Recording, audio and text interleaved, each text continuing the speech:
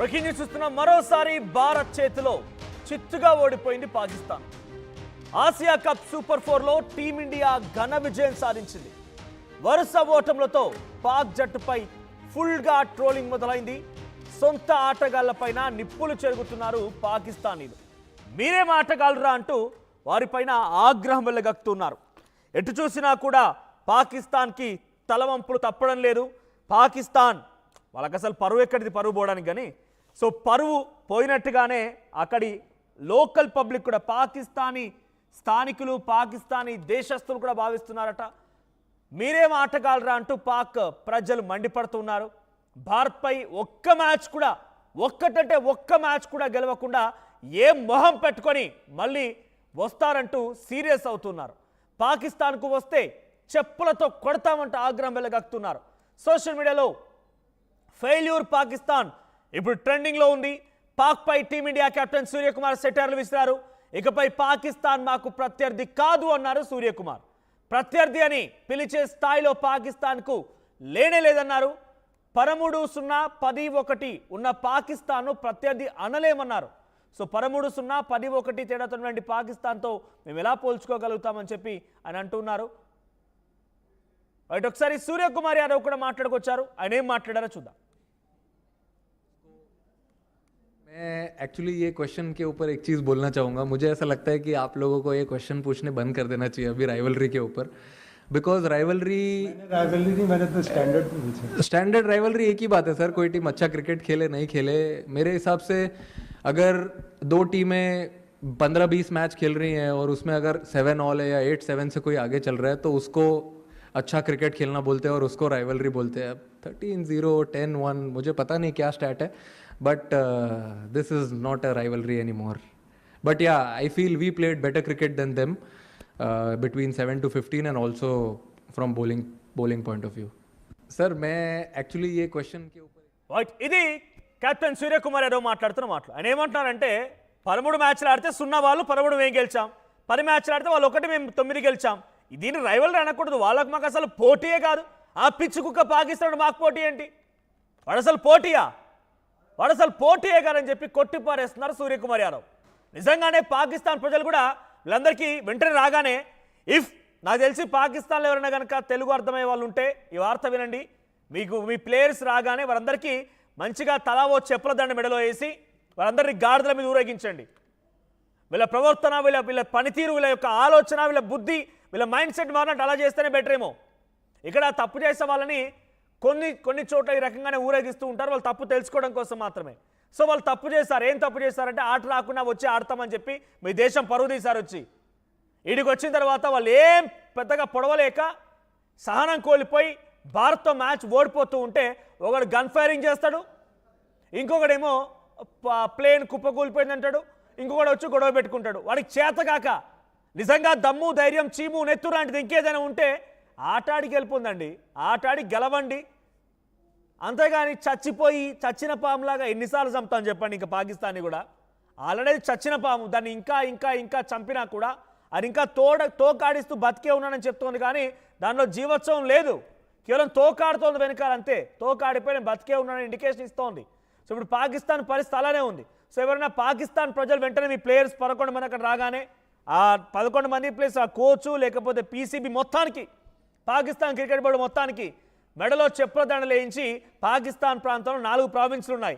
ఖైబర్ పఖ్తూన్ఖ్వాలో ఒక మీటింగ్, సింధు ప్రావిన్స్లో ఒక మీటింగ్, పంజాబ్ ప్రావిన్స్లో ఒక మీటింగ్, బలూచిస్తాన్లో ఒక మీటింగ్. ఈ 4 ప్రావిన్స్లో మీటింగ్ పెట్టి చెప్పుల దండలు వేసి వారిని సన్మానించండి. ఆ నీచ్ కమిన్ కుత్తగానే వచ్చి గేమ్ ఆడంటారా, గేమ్లో గెలవంటారా అంటే చేతగాక మా ప్లేయర్స్తో గొడవ పెట్టుకుంటారు. భారతీయులతో చేతగాక ఆ బ్యాట్ను పట్టుకొని గన్ ఫైరింగ్ చేసినట్టుగా బిహేవ్ చేస్తారు. చేతగాక గొడవ పెట్టుకుంటారు. నిజానికి ఒక రకంగా సహనంతో కొంత సంస్కారబద్ధంగా ఉన్నాం కాబట్టి భారతీయ ప్లేయర్లు 11 మంది, అట్ ది సేమ్ టైం అటువైపునటువంటి భారతీయ ప్రజలు మొత్తం కూడా సైలెంట్గా ఉన్నారు. కానీ లేదంటే నిన్ననే ఆల్రెడీ నా మ్యాచ్లో మీరు గొడవ పెట్టిన తీరికి, మీరు గన్ ఫైరింగ్ చేసే విధంగా ఈ సింబల్ చూపించిన తీరికి వెంటనే ఈ పాటికి కాల్చి పడదోపాల్సింది. లేదంటే బట్టలు ఇప్పించి ఆ స్టేడియం అంతా, దుబాయ్ ఇంటర్నేషనల్ స్టేడియం మొత్తం కూడా పరుగులు పెట్టించాల్సింది.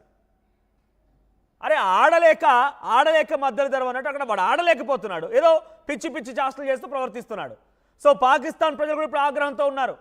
కొంతమంది వెధవలు అనాలిసిస్ రూపంలో పాకిస్తాన్ మీడియా, ఇక్కడ మీడియా కాదు, వాళ్ళు అనాలిసిస్ చేస్తున్నామని చెప్పి దీన్ని విశ్లేషిస్తున్నామని చెప్పి అక్కడ వాళ్ళు ఏం చేస్తున్నారంటే భారత్ చేతబడి చేసిందట.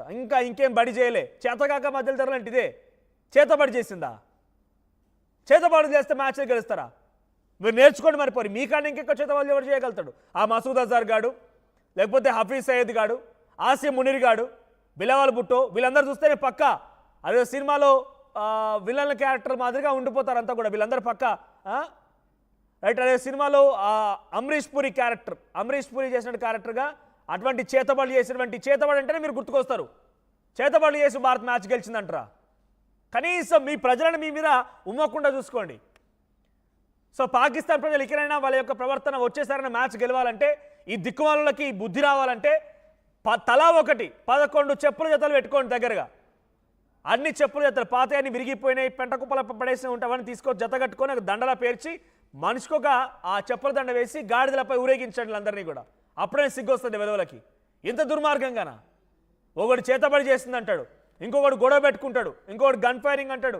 అరే ఇదంతా ఆటలో చూపించండి రా బాబు అంటే ఆట చేత కాదు. సూర్యకుమార్ గారు చెప్పింది ఎగ్జాక్ట్గా నిజమే. అది 11 మ్యాచ్లు ఆడితే ఒక్క మ్యాచ్ గెలవలేదు, 10 మ్యాచ్లు ఆడితే ఒక్క మ్యాచ్ గెలిచి వీడు మాతో పోటీ పడేది. అసలు పాకిస్తాన్ టీంని ఐసీసీలో తీసేయాలిగా, ఈ దుర్మార్గులను తీసేయాలి. ఎందుకంటే వాడు ఓడిపోయిన స్పోర్టివ్ స్పిరిట్ లేదు మన దగ్గర. బేసిక్ థింగ్ కదా, ఒక స్పోర్ట్స్ పర్సన్కి స్పోర్టివ్ స్పిరిట్ అనేది బేసిక్ థింగ్. అది గెలిచినా ఓడినా దాన్ని స్వీకరించాల్సింది. గెలిస్తే ఇంకా ఎలా మనం బెటర్మెంట్ చేసుకోవాలో ఆలోచించాలి. ఓడిపోతే ఎందుకు ఓడిపోయామో విశ్లేషించాలి. కానీ వీడు చేతబడి చేస్తాడు అంటున్నాడు. వీడేమో చేతబడి చేస్తానంటున్నాడు. చేతబడి చేయడం మూలంగా గెలిచింది భారత్ అని చెప్తున్నాడు. సో పక్కాగా ఒక విలన్ మాదిరిగా ఒక చేతబడి చేసేదే మీరు ఆ పర్ఫెక్ట్ సెట్ అవుతుంది. ఆ క్యారెక్టర్లకి ఆ రూపకరణకి మొత్తం పర్ఫెక్ట్ సెట్ అవుతుంది. మీరు చేయాల్సిన చేతబడి మీరు కూర్చొని ఆ దుబాయ్ గ్రౌండ్లో కూర్చుండి అక్కడే ఒక ముగ్గులు లాంటివి వేసేసి అక్కడ చేతబడి చేయాల్సింది కూర్చొని. నాకు తెలిసి బహుశా అట్లా చేస్తే వీళ్ళు గెలవరు అనుకుంటా. బహుశా నో ఛాన్స్ ఎట్ ఆల్. చాలా దుర్మార్గంగా మాట్లాడుతుంది. మరీ దిగజారిపోయి మరీ అసలు మనుషులం, అసలు మాకు చీమునెత్తురు లేనిలేదనంగా ప్రవర్తిస్తున్నారు అంతా కూడా. పాకిస్తాన్ ప్రజలు కూడా మీరు ఎక్కడ దొరికితే మిమ్మల్ని మీ చెమడాలు వలుద్దామని చెప్పి సిద్ధంగా ఉన్నారట. మీరు వెళ్ళండి, పాకిస్తాన్కి అయితే వెళ్ళండి. పాకిస్తాన్కి వెళ్ళి మీరు అక్కడ వాళ్ళకి మొహం చూపించండి. మళ్ళీ అప్పుడు తెలుస్తుంది మీ సంగతి. మీకు ఎలా చెప్పు దెబ్బలు కొడతారు, మీకు ఎలా మీ మెడలో చెప్పులు వేస్తారనేది అక్కడ తెలుస్తుంది.